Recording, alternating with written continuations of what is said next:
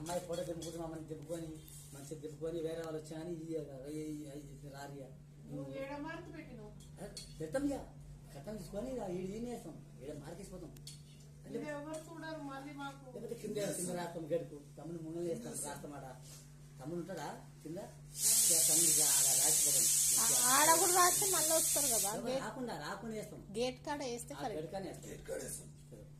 మంచిగా మా ఇన్నా ఇస్తాం మంచిగా అమ్మ బోసి మాత కాళిక మాత దుర్గా మాత మంచిగా ఉన్నాయి మంచిగా ఎక్కడైనా నేను మాడికెళ్ళనుకో మంచిగా